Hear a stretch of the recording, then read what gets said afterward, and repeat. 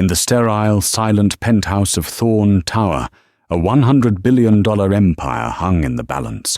A billionaire lay dying, and his family was already counting the inheritance. Doctors, specialists, the best minds money could buy, all shook their heads. There was no hope for Marcus Thorn. He was locked inside his own mind, fading into darkness. But across the city, a waitress named Sarah Jenkins, drowning in debt and served an eviction notice, saw a news report. She recognized the dying billionaire's face. It wasn't Marcus Thorn to her.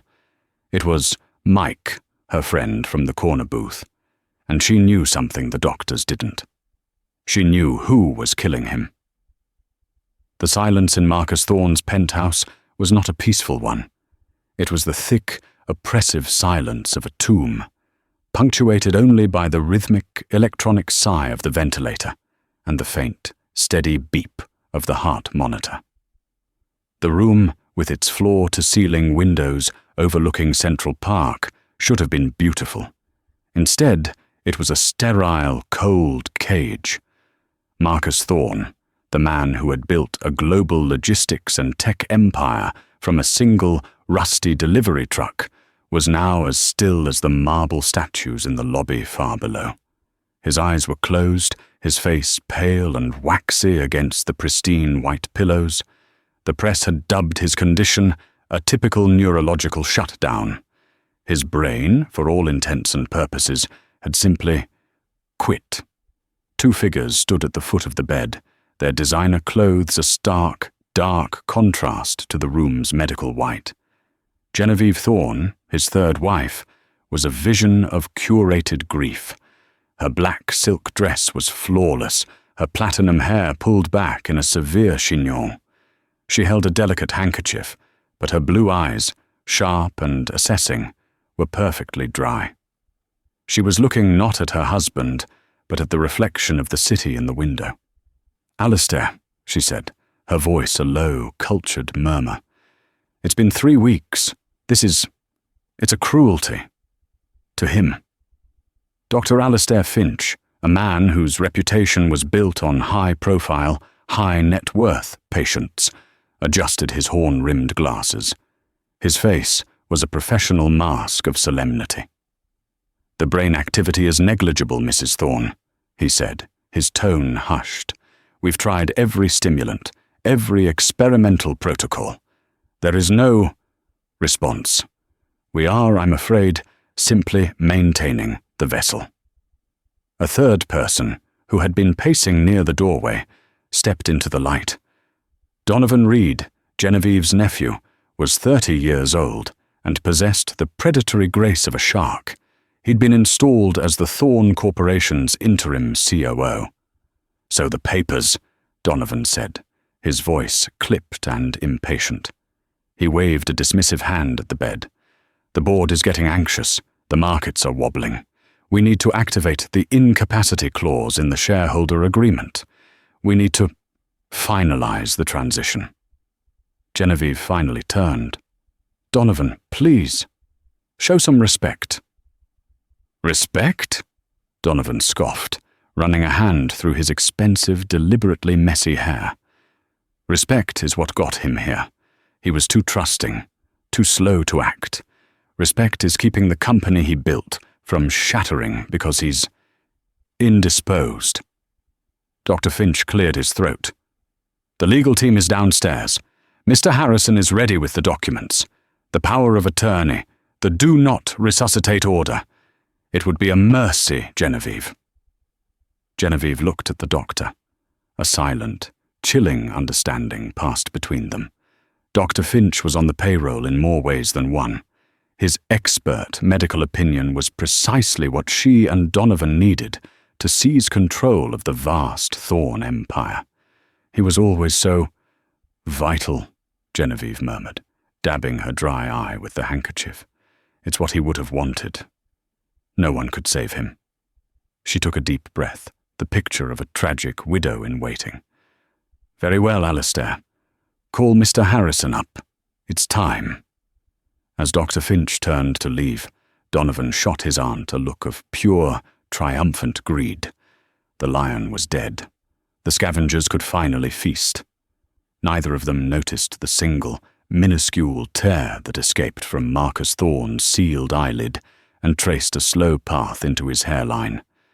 He was trapped. He could hear every word. 27 blocks south, the scent of stale coffee and industrial disinfectant hung heavy in the air of the Morning Star diner. Sarah Jenkins tied her apron, the strings frayed and stained, and winced as she shifted her weight. Her feet ached, her back ached, everything ached. Her life was a stack of bills she couldn't pay, balanced on the edge of an eviction notice that had been taped to her apartment door that morning. The red "Final Notice" stamp was seared into her brain. It wasn't just her on the line, it was her younger brother, Ben, whose community college tuition was due and whose part-time job barely covered his textbooks. "Order up, Jenkins," yelled Sal, the grill cook, sliding a plate of congealed eggs onto the pass. Sarah grabbed the plate. "Got it." She bustled over to a table, forcing a smile. "Here you go, sir. More coffee?" As she poured, her eyes flicked to the small television mounted in the corner. A local news report was on. "Billionaire Marcus Thorne remains in critical condition," the anchor woman said. "Sources close to the family say they are preparing for the worst, as the reclusive titan of industry has been unresponsive for 21 days. A photo of Marcus Thorne flashed on the screen. A sharp, powerful-looking man in a tuxedo, his hair graying at the temples, his eyes a piercing blue. Sarah's hand froze. The coffee pot wavered. "Hey, lady! In the cup!" the customer barked. Sorry. Sarah apologized, slossing coffee into the saucer. But she couldn't look away from the TV. It wasn't the billionaire she saw. It was Mike. Mike had been her regular for the past 6 months. He wasn't a billionaire. He was a quiet, sad-eyed man in a worn-out flannel jacket and a baseball cap who sat in the back booth, her booth, every Tuesday and Friday night, an hour before close. He ordered black coffee and a slice of apple pie, paid in cash, and always tipped exactly 50%. They talked. At first it was just polite chatter, but over the weeks, Mike had started to open up. He never talked about himself. Not really. He talked hypothetically. "What would you do, Sarah?" he'd asked just last month, stirring his coffee.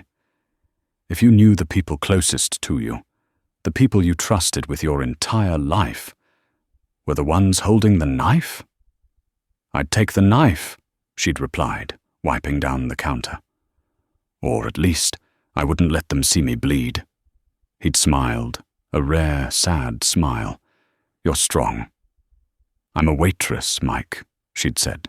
"Strong isn't a choice. It's a job requirement." The last time she saw him, 3 weeks ago, he'd looked terrible. He was pale, his hands trembled. He'd confided in her, his voice low. "They're moving against me," he'd whispered, looking at the door as if expecting someone. "My partners. I think they're trying to push me out. They think I'm weak." "Are you?" she'd challenged him. "I'm tired," he admitted. "Then let them win," Sarah said, her voice sharp with her own exhaustion. "Or you fight. You find what matters and you fight for it. No one else is going to do it for you." He had looked at her then, a strange, intense look. "Thank you, Sarah. You've given me clarity." He'd stood up, left a $100 bill on the table, and walked out. She hadn't seen him since. Now, staring at the TV, her heart hammered against her ribs. The anchor was talking about his atypical coma, his unexplained neurological shutdown. Sarah looked back at the last conversation. His pale skin, his trembling hands, the paranoia. It wasn't a coma. It wasn't a shutdown. "Oh my God," she whispered, dropping the coffee pot. It shattered on the floor, but she didn't notice. Mike! It wasn't a shutdown. It was a betrayal, and she suddenly, sickeningly, knew what partners he had been talking about. The news report was now showing his grieving wife, Genevieve Thorne. "They're not waiting for him to die," Sarah said to the empty diner aisle. "They're making him." She ripped off her apron, ignoring Sal's shout. She grabbed her jacket and her empty purse. "Where are you going, Jenkins? You're not done." "I have to see a friend," she threw over her shoulder and burst out the diner door, running toward the distant, glittering spire of Thorne Tower. Thorne Tower was not a building. It was a statement. A 90-story middle finger of dark glass and obsidian steel pointed directly at the sky. The lobby was a cavern of polished marble, silent save for the click of high heels and the quiet murmur of security earpieces. Sarah Jenkins, in her worn-out sneakers and faded hoodie, didn't just look out of place. She looked like a different species. She skidded to a halt in front of the main security desk, breathless. A mountain of a man in a black suit, with an earpiece and a nameplate that read Bowers, looked through her. "Can I help you?" His voice was a bored rumble. "I need to see Marcus Thorne," Sarah panted. Bowers didn't even blink. "Mr. Thorne is not receiving visitors." "No, you don't understand. I'm his friend. He's in danger. Please, you have to let me up." "His friend?" Bowers allowed a small, contemptuous smile to play on his lips. "Right. Ma'am, if you don't leave, I will have you escorted out." "Please.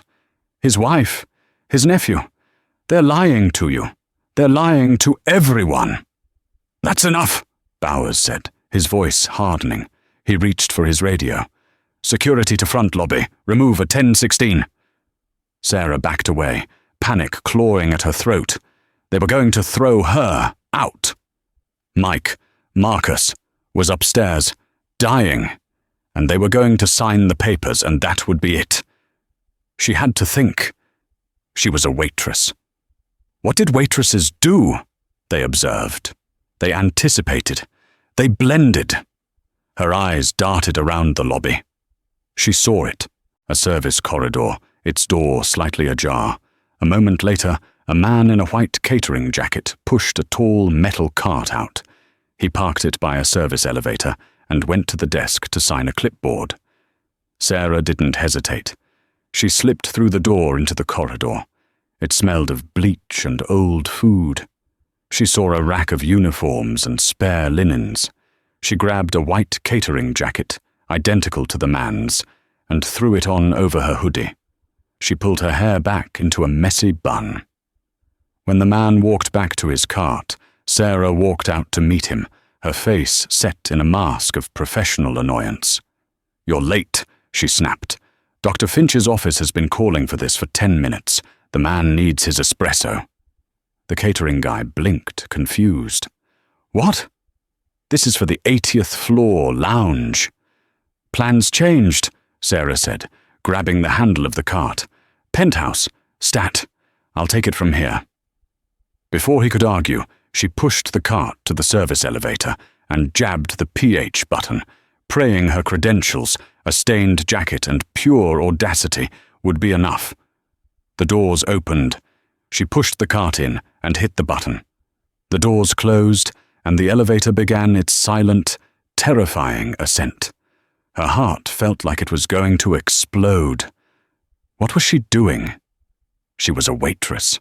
She was about to commit breaking and entering. She was about to accuse one of the richest women in the world of attempted murder. You find what matters and you fight for it.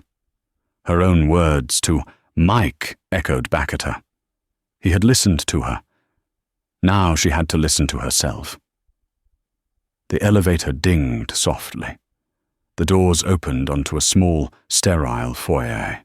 A single, bored-looking security guard sat at a small desk. He looked up from his phone, annoyed. Whoa! Hold up! Who authorized this?" Sarah's hands were shaking. She gripped the metal handle of the cart. "Coffee," she said, her voice high and reedy. She cleared her throat. "Coffee. For Dr. Finch and Mrs. Thorne." The guard looked at her, then at the cart. "They didn't order no coffee. It's complimentary, from the board. To show support." The guard narrowed his eyes. He was about to ask for ID when a voice, Donovan Reed's, came from the main room. "Harrison, is that you? Get in here. Let's finish this."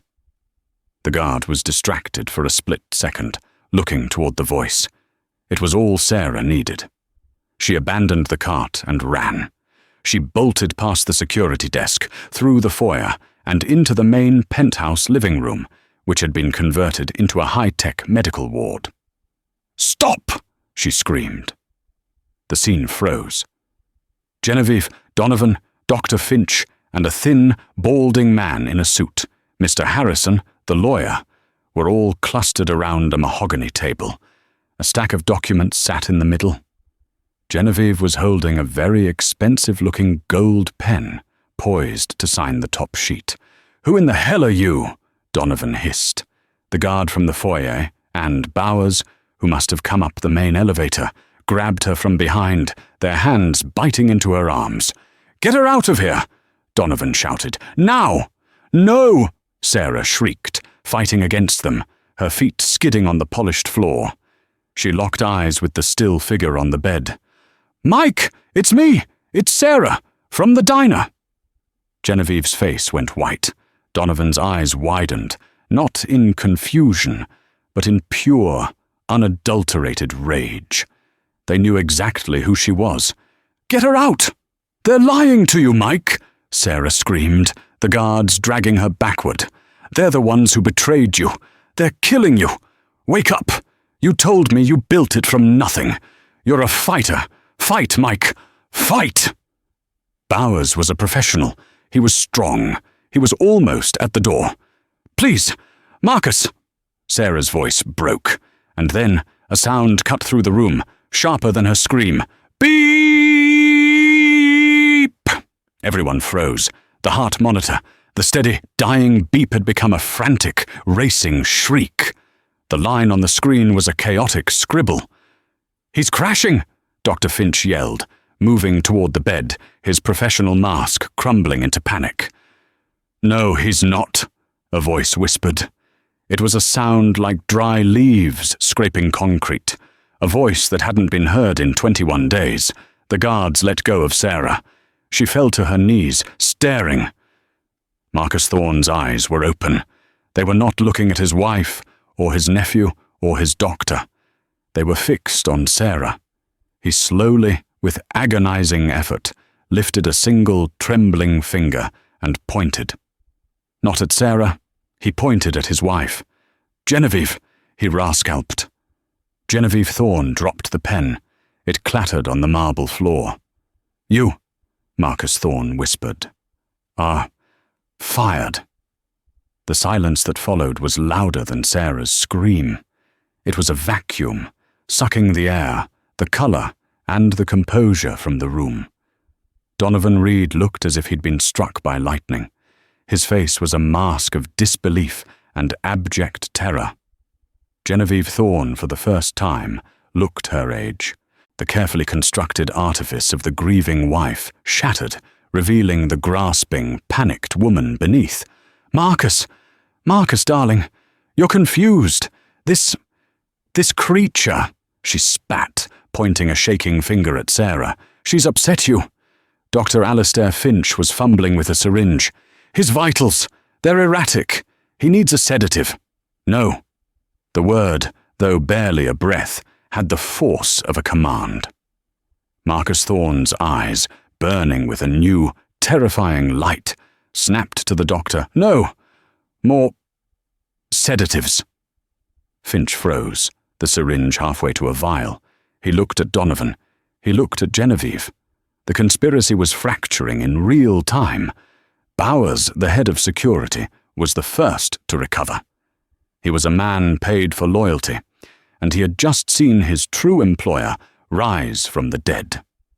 He stepped away from Sarah and planted himself between the bed and the family. "Dr. Finch," Bowers said, his voice a low growl. "Step away from Mr. Thorne." "I am his doctor," Finch blustered. "You are a guest," Bowers countered, "and I think your visit is over." Marcus's gaze returned to Sarah, who was still kneeling on the floor, shaking. "Sarah," he rasped. "You came. Mike, she stammered, tears streaming down her face. "I saw the news. I knew. They were lying." "Yes," Marcus breathed. He tried to sit up, but his body wouldn't obey. He was awake, but he was profoundly weak. "Donovan!" Genevieve shrieked, her panic turning to rage. "Do something! He's not well! He doesn't know what he's saying! Call the hospital! Call who, Genevieve?" Donovan said, his voice dangerously quiet. He was no longer looking at his uncle. He was looking at the lawyer, Mr. Harrison, who was trying to discreetly gather the unsigned documents. "The game's up." "It is not." "Bowers," Marcus commanded, his voice gaining a thread of its old steel. "Get them. Out. Not her. Them." He lifted his trembling hand and pointed a finger at Genevieve, Donovan, and Dr. Finch. Everyone. But her. Bowers didn't need to be told twice. He was built like a refrigerator, and he moved with surprising speed. "Mrs. Thorne, Mr. Reed, Doctor, out, now." "You can't do this!" Genevieve shrieked. "This is my home. I am his wife." "You are his attempted murderer," Sarah spat, scrambling to her feet, her own fear replaced by a sudden, white-hot fury. "He knew. He told me. He told me you were betraying him." That hit home. Genevieve recoiled. Donovan's eyes, however, turned calculating. "She's lying. She's a gold digger. Who even is she? A coffee girl.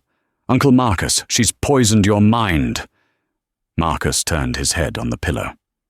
"She is the only one who told the truth." He looked at Bowers, the lawyer, too. "Get them all out. And Bowers, call my personal lawyer, Richard Chen, and call the police.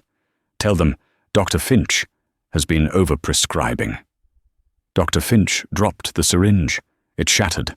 I was only following," he stammered, looking at Genevieve. "You're on your own, Alistair," Donovan sneered, already moving toward the elevator. This was her plan. "Donovan, you coward!" Genevieve screamed, as Bowers firmly took her by the arm. "My plan!" she shrieked, completely unhinged. "You were the one who sourced the medication from your degenerate friends. You were the one who said he was too old to run the company." "Get them out," Marcus repeated, closing his eyes. The effort was costing him. Bowers and two other guards, who had appeared as if from nowhere, physically escorted the screaming, accusing trio, Genevieve, Donovan, and the pale, trembling Dr. Finch, out of the penthouse. The lawyer, Harrison, practically ran. The elevator doors closed, and the world returned to silence. But this time, it was the silence of a held breath. It was just Sarah and Marcus. She walked slowly to the bed, her sneakers silent on the marble. He looked so frail. "Mike. Marcus. Marcus," he whispered. "Mike was a vacation." "You heard us," she said, the realization dawning. "This whole time you were awake." "Trapped," he corrected. "Locked in. I knew, the moment I got back from the diner. The last time I saw you, I found the report, the one Donovan commissioned. A hostile takeover of my mind." What did they do?" "Something new, something clever." His voice was a rasp. "Not a poison, a suppressor. Something to mimic a neurological event. Built up, over weeks, the coffee Dr. Finch brought me. The vitamin shot. He had been poisoned, but not in the way she thought. It was a chemical warfare designed to induce a state exactly like a coma, a state he couldn't fight. His mind was present, but his body was a prison.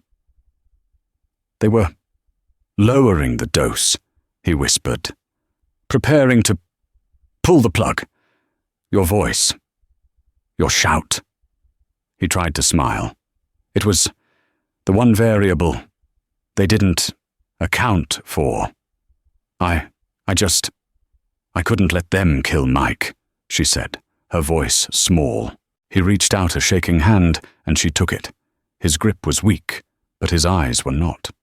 Sarah, he said, his voice suddenly, desperately serious. There's something I have to tell you. Why I was at the diner. Why I sought you out. Sarah frowned. What do you mean? It wasn't a coincidence. I wasn't just Mike. I don't understand. I was looking for you, Sarah, Marcus Thorne said, his eyes locking on hers. I've been looking for you for 25 years. Looking for me? Sarah, he said, and the single tear he'd shed earlier was joined by another. Your mother. Her name was Laura. Laura Jenkins. Sarah's blood ran cold. How do you know that name? My mother's name was Laura. I know, Marcus whispered. She was my first love. Long before all of this. He gestured feebly at the penthouse. She left me. She said I was too ambitious. She was pregnant. I never knew, not for sure. Until he fumbled for a small remote by his pillow and clicked a button. A panel on the wall slid aside, revealing a small, hidden safe. My true will is in there, Sarah. Not the one they were trying to activate. Sarah was numb. What? What are you saying? She gave you up, Marcus said, his voice thick with emotion. To keep you safe from this, from me. I've spent a fortune trying to find the child. I found you 6 months ago, working at the Morning Star. He looked at her. The $100 billion man, the lion of industry, and his face crumpled. Sarah, he wept.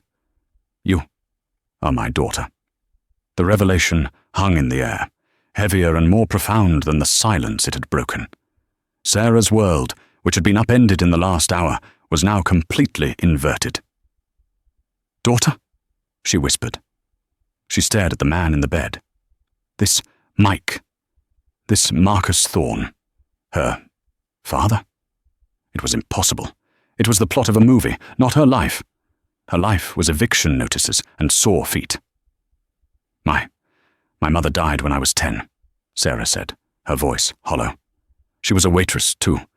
She never talked about my father. Ever. She was Laura Jenkins, Marcus said, his voice gaining strength from the confession. She had a small-town scholarship to NYU. She studied botany. She hated cities. And she met me. I was nobody. Just a guy with a truck and a crazy idea.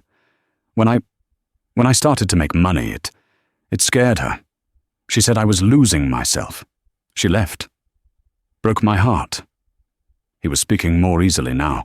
The act of confessing, of talking, was like oxygen. I didn't know she was pregnant, I swear. I found out, years later, a letter she'd sent to a mutual friend. By then she'd vanished, and I was married, and then divorced, and then married again.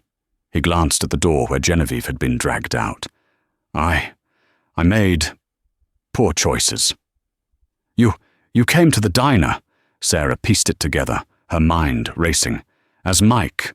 That was a test. No, Marcus said, shaking his head. It was reconnaissance. I had to know. If you were, he paused. If you were her, if you had her spirit, her goodness, and you did. You were everything. You were complaining about your brother's tuition.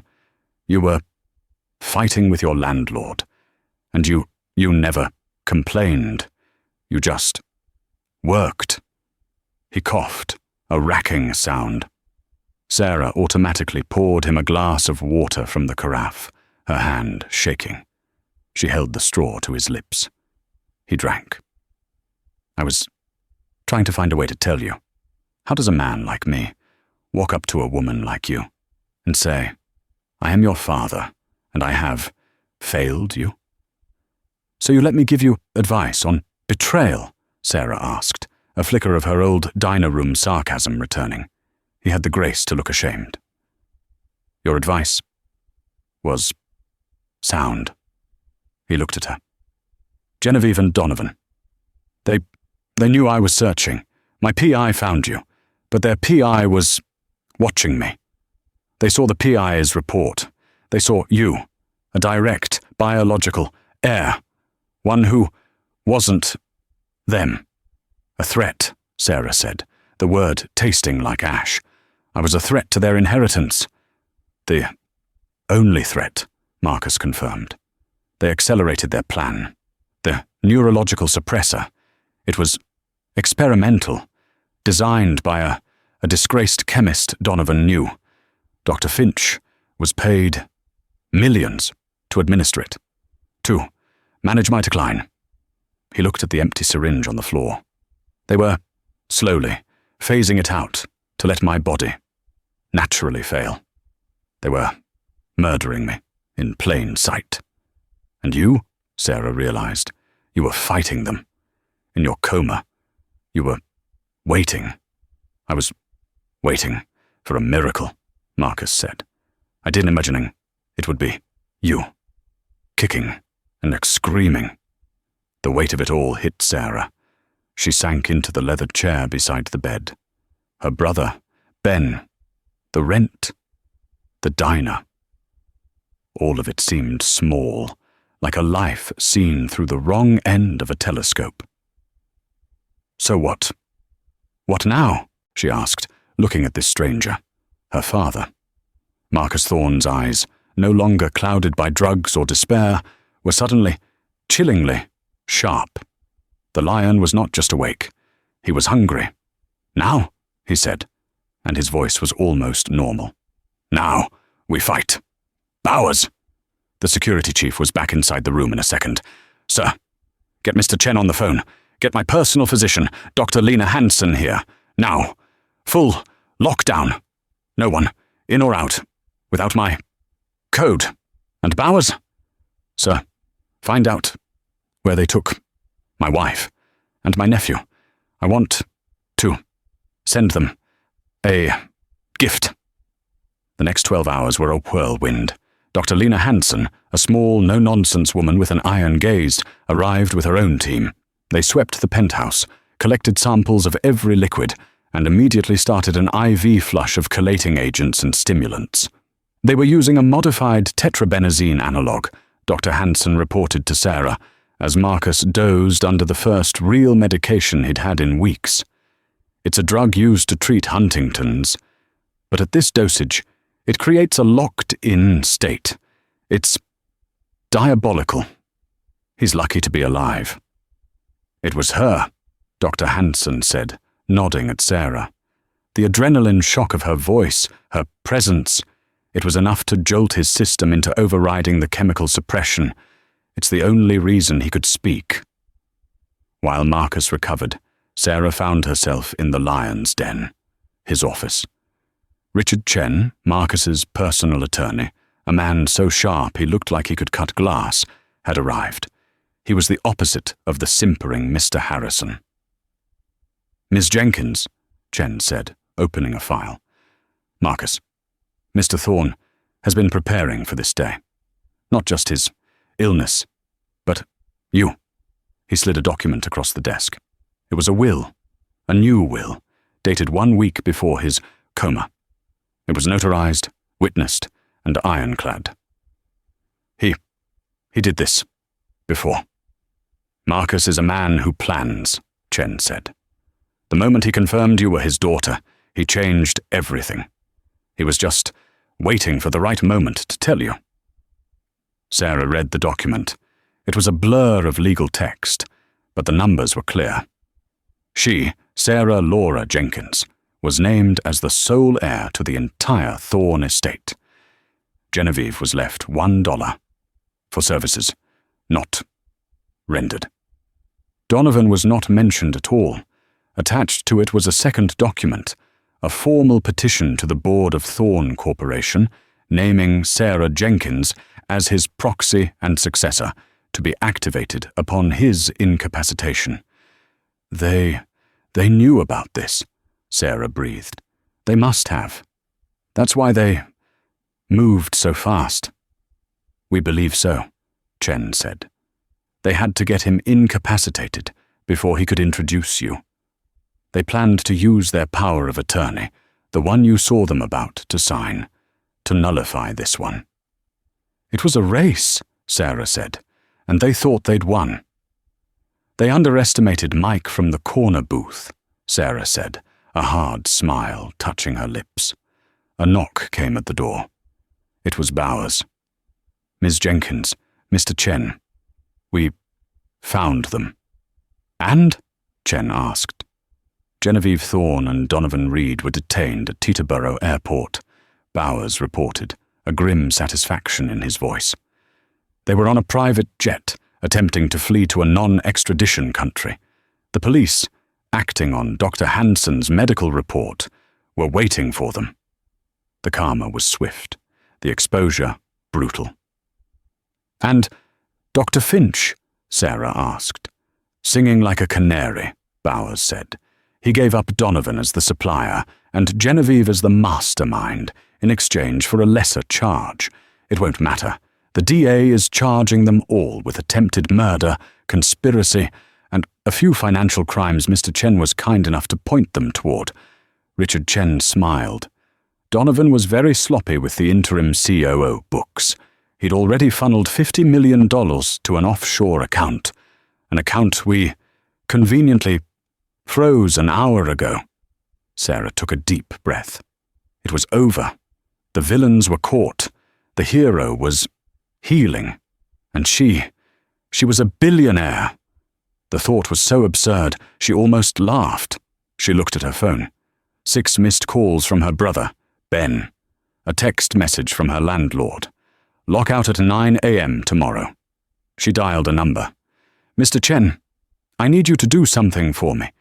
First, I need you to wire some money to a community college and a very annoying landlord.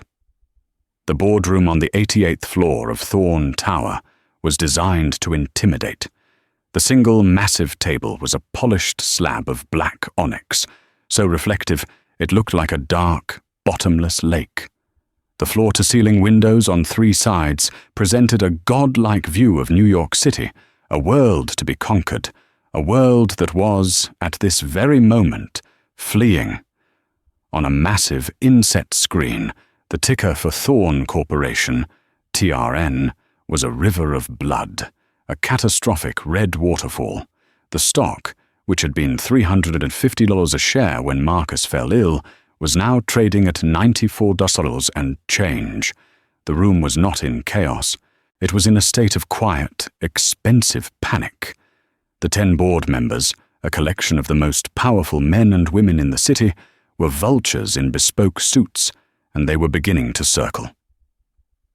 It's a free fall, a man named Sterling Price announced, his voice a smooth, confident baritone that was used to giving orders.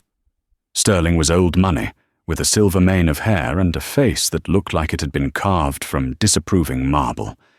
He had always, privately, despised Marcus Thorne's new money grit, and he saw this tragedy as a long overdue market correction.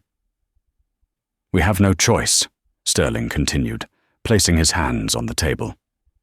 We invoke Article 12, the dissolution clause. The company is headless. The heirs are in jail. The man himself is, by all accounts, a vegetable. We break the company up, we sell the divisions, logistics to Apollo, tech to Blackstone, and we salvage what we can for the shareholders. All in favor? Sterling, that's premature, said Diane Weathers, the head of the Risk Assessment Committee. She was a meticulous woman who was visibly unnerved by the speed of the coup. We haven't had official confirmation of Marcus's long-term prognosis, and the arrests, This is a family matter, not a corporate one." "Diane, be serious," Sterling scoffed, not even bothering to look at her. His wife and nephew tried to murder him. His stock has lost 70% of its value. Our corporate matter is now a public relations inferno. The brand is toxic. We are headless. We have a fiduciary duty to stop the bleeding. I am moving to vote. We sell for parts. A vote you are not authorized to call." The voice came from the doorway. It was Richard Chen, Marcus's personal attorney.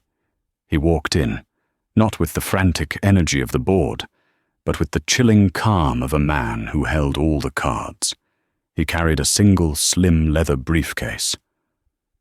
"Richard," Sterling said, his smile thin and unpleasant.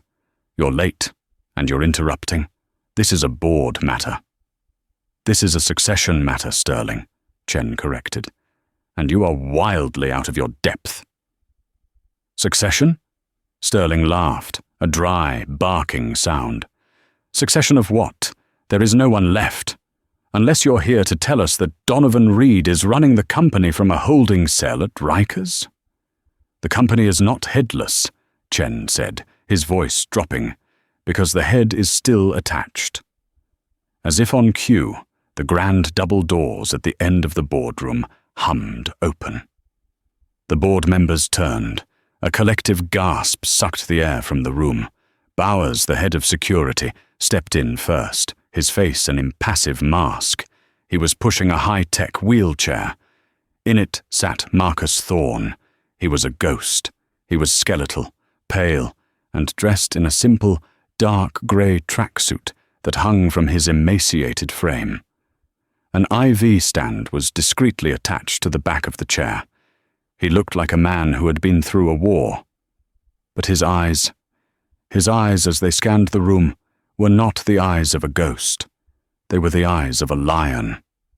They were burning. Walking beside him, her hand gripping the armrest of her own chair so hard her knuckles were white, was Sarah Jenkins. She was not in her waitress uniform. Chen's assistant had worked a miracle. She was in a simple, perfectly fitted, navy blue pantsuit, her hair pulled back in a severe, professional bun. She looked like she was walking into her own execution, but she was walking. Her eyes, wide with terror, were fixed forward. "My God," Diane Weathers whispered, standing up. Sterling Price looked as if he had been struck by lightning. His face, for one brief, glorious second, was a mask of pure, abject terror. His entire plan, his golden parachute, his moment of triumph, all of it was dissolving. "Marcus," he stammered, his composure shattering. "Marcus, it's a miracle. We thought you thought I was a vegetable." Marcus's voice was a dry rasp, like stones grinding together. It was weak, but it cut through the room like a razor. Bowers wheeled him, with agonizing slowness, past the stunned faces of the board to the empty chairman's seat at the head of the onyx table. Sarah stood behind him, her hands now resting on the back of his wheelchair, a silent, protective stance. "Marcus," Sterling began again, his voice now a desperate, sycophantic coo. "We were devastated. We were just in the process of protecting your legacy, acting in the company's best interest." Marcus let the silence hang, a form of torture he had perfected long ago. He let Sterling sweat. He let all of them sweat. He looked slowly, one by one, at every person at the table. Finally, his gaze landed on Sterling. "Protecting it, Sterling?" Marcus rasped. "Or dissolving it? My ears are damaged from the drugs. But my hearing is fine." Sterling went white. He had been exposed. I don't know what you mean," Sterling sputtered. "You were selling my company for parts," Marcus whispered. but the venom was potent. "You were dancing on my grave before I was even in it." "That's slander," Sterling blustered, trying to regain his footing. "We were acting on the only information we had, that you were gone, and now you show up, clearly in a delicate state, with her." He turned the full force of his contempt on Sarah, his voice dripping with aristocratic disdain. "And who is this? The press is having a field day. The National Tattler says you were found in a gutter. Forbes is running a story that your paramour," he spat the word, "is a coffee shop girl, a waitress. Marcus, she's duped you. She's a grifter. Chen, how much is she paying you for this circus?" The accusation hung in the air, vibrating with malice. This was Sterling's counterattack, to paint Marcus as senile, and Sarah as a gold-digging whore. Sarah, who had been trembling, suddenly went very still. The fear in her eyes was replaced by something else, something cold, something she'd learned working a double on Christmas Eve for terrible tips. It was pure, unadulterated fury. She took a step forward, away from the protection of Marcus's chair. "My name," she said, and her voice, though not loud, was so clear, so sharp, it made every person at the table flinch, "is Sarah Jenkins, and you, Mr. Price, are a coward." The room went dead silent. A what?" Sterling scoffed, but a flicker of doubt had entered his eyes. "You're right," Sarah said, walking slowly along the side of the onyx table, her simple, flat-soled shoes silent on the plush carpet. "I am a waitress. I have been, for 12 years, at the Morning Star Diner. And I am, by a wide margin, the most qualified person in this room to handle a crisis." She stopped and looked at the board. "For the last 3 weeks, you, all of you, have been running around like it's a 5-alarm fire. And what have you done? You've panicked.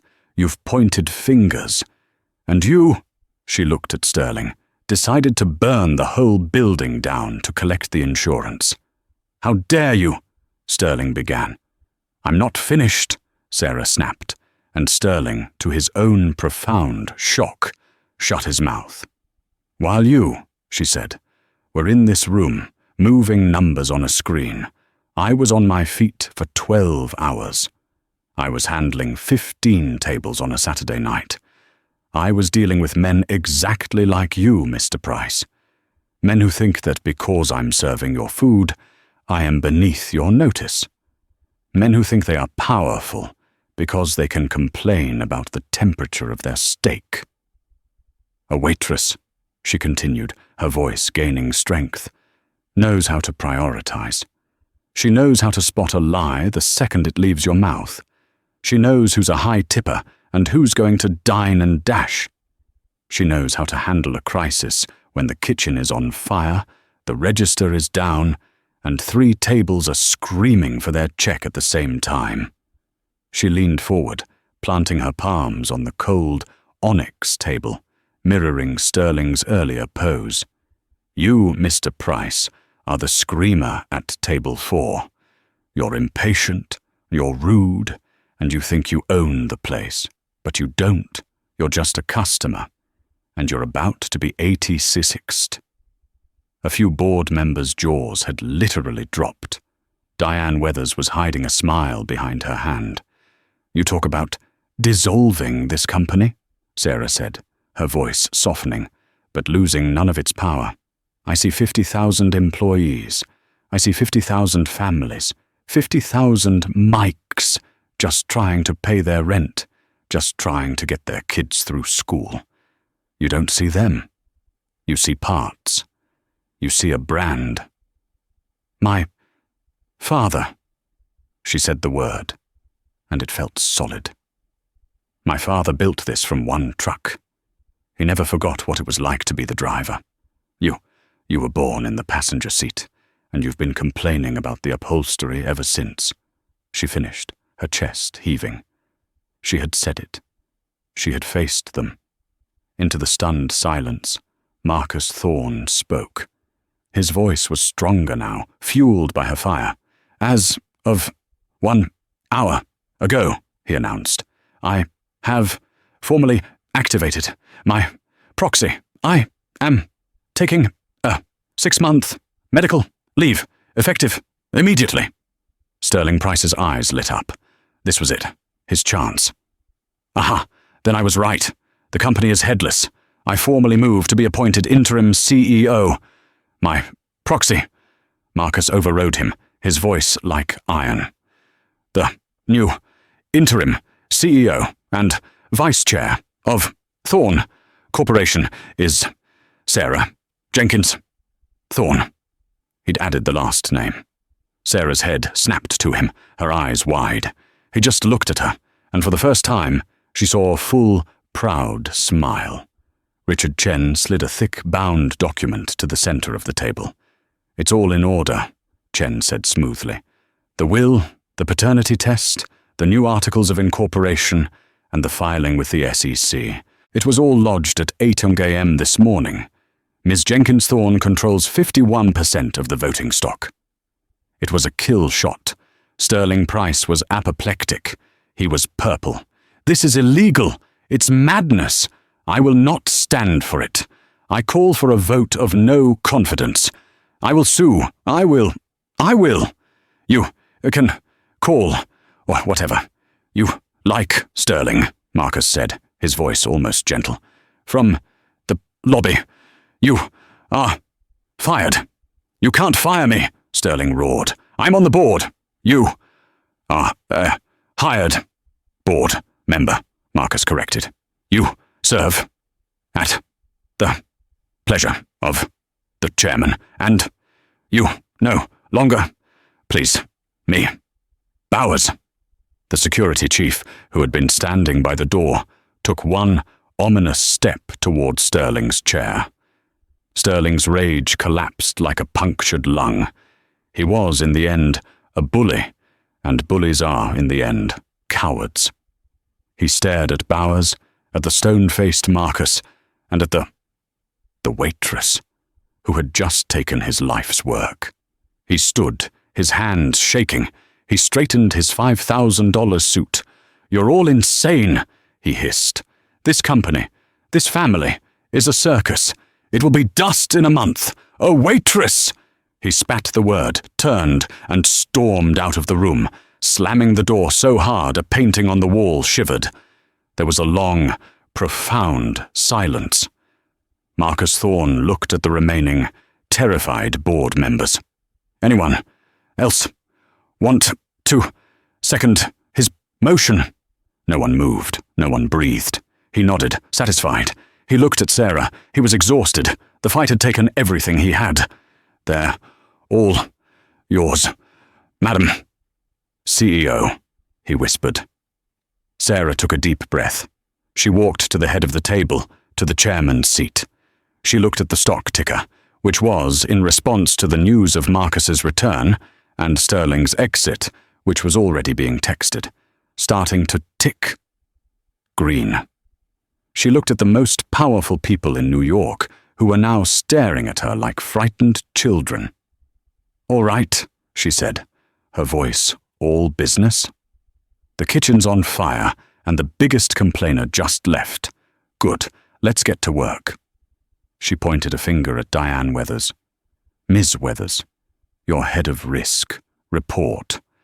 What's our biggest bleed, and how do we stop it? Not for the shareholders, but for the drivers." Diane Weathers, stunned but galvanized, scrambled for her tablet, a new, sudden and fierce light of loyalty in her eyes. "Yes, Ms. Thorne." "Yes, right away." Marcus Thorne leaned his head back in the wheelchair, closed his eyes, and for the first time in 3 weeks, he smiled. The empire was safe. 6 months later, the Morning Star Diner was not a diner. It was the Jenkins Thorne Foundation for Workers in Crisis. Sarah had bought the building, not to flip it, but to gut it and rebuild it. It was now a center that offered free legal aid, emergency housing grants, and tuition assistance for service industry workers. Her brother Ben was running the intake. Sarah, it turned out, was not a boardroom person. She had attended 2 meetings, stabilized the company, and then promoted the hell out of a brilliant operations manager who had been with her father for 30 years. "I am not you," she'd told Marcus.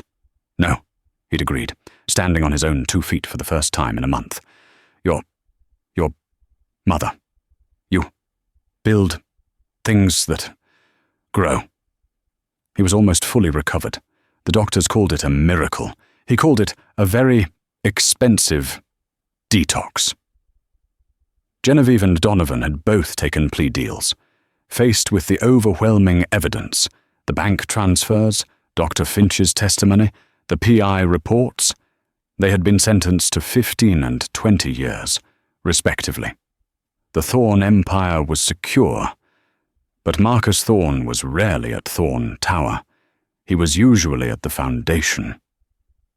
Sarah walked into the main hall, which had been designed to look like the old diner. She saw him sitting in the back booth, the Mike booth. He was wearing a flannel jacket. "How's the coffee, Mike?" she asked, sliding in opposite him. "It's terrible," Marcus said. "You should fire the person who made it." "Ben made it," Sarah said, smiling. "So, you fire him?" "Never," Marcus chuckled. He looked happy. The lines of stress were gone. He was no longer the dying billionaire. He was just a man. "This," he said, gesturing around the busy center, "this is better than a stock split." "It's just a start," Sarah said, pulling out a file. "I was looking at the logistics division. I have an idea for a new profit-sharing model for the truck drivers." Marcus Thorne watched his daughter, the waitress, the heir, the fighter. She had not only saved his life, she had saved his legacy. "No one could save the dying billionaire," he said quietly to himself. "What was that?" Sarah asked, looking up from her file. Marcus smiled and reached across the table, taking his daughter's hand. "I said, order up." And that is how a brave waitress didn't just save a billionaire's life. She saved his soul. She proved that you don't need $1 billion to have power. You just need the courage to fight for what's right. The so-called elites, Genevieve, Donovan, Dr. Finch, they had all the money and power in the world, but their greed made them weak. And when the karma came for them, it came in the form of a waitress named Sarah. The truth was exposed, and justice was finally served. What did you think of Sarah's bravery? What do you think was the biggest twist, that he was awake or that she was his daughter? Let me know your favorite part in the comments below. If you loved this story of drama, karma, and justice, please hit that like button. Share this video with a friend who needs to see that heroes can come from anywhere.